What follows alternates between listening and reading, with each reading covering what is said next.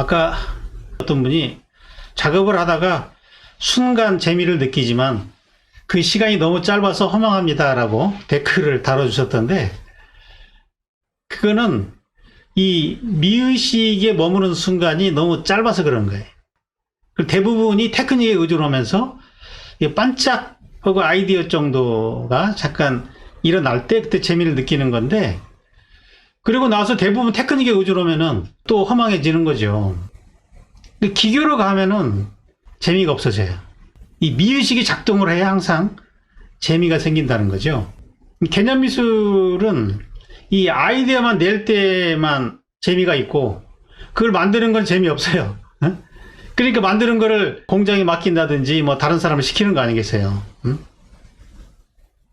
근데 이제 그 작업 과정 전체가 그 미의식 상태에 있으면은 계속해서 창조성이 유지되기 때문에 재미도 계속 이어질 수 있는 거죠.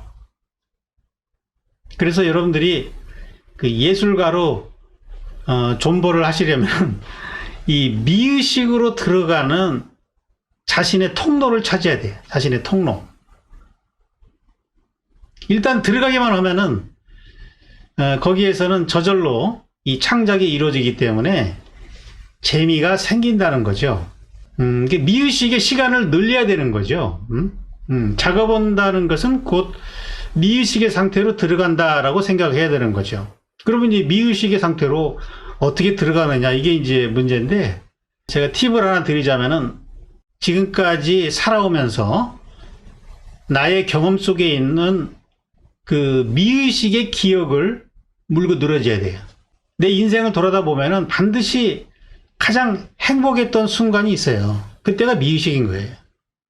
그거는 대상과 합일이 돼가지고 조화를 이룰 때, 그때 느끼는 행복감이거든요. 근데 이제 그 장면이 떠오르면은 그 장면을 재현하는 것이 아니라 그 순간의 느낌, 그 느낌을 유지하고자 해야 된다는 거죠. 그 좋았던 느낌. 그러면은 의식이 이제 업돼가지고 거침이 없어지기 때문에 그 상태에서는 남의 눈치를 보지 않아요. 그냥 일상의식 상태에서는 항상 남의 눈치를 보고 의식을 많이 하기 때문에 자기 마음대로 할 수가 없어요.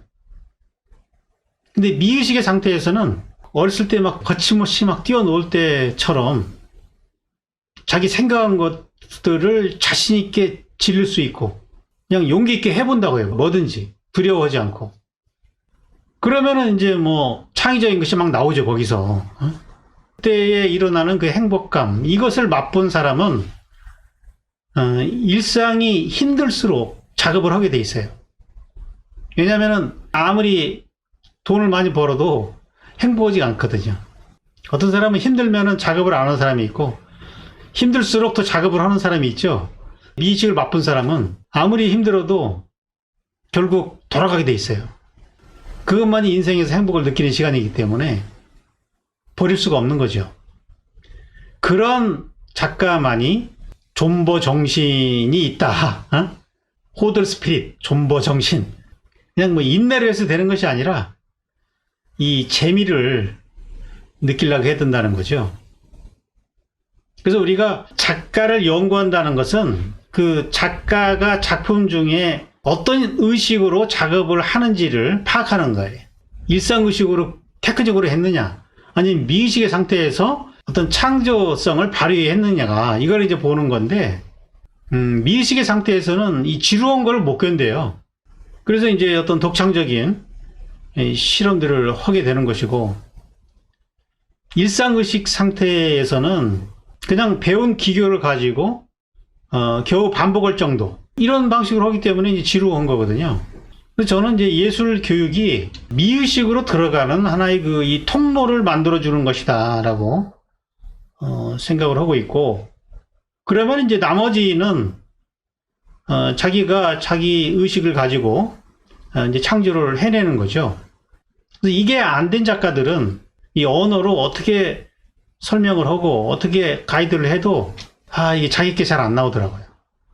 그래서 그림을 그릴 때의 그런 의식의 상태를 점검을 해야 되는데, 그것이 일상의식과 차이가 없다 그러면은 이건 문제가 있는 거예요. 그러면 재미없을 가능성이 대단히 높은 거죠. 그래서 이 작가 연구도 그런 맥락에서 이 작가들이 어떤 방식으로 이 미의식의 상태로 들어가고 있는지, 그 통로를 어떻게 잡고 있는지를 살피는 것이 필요해 보인다는 거죠.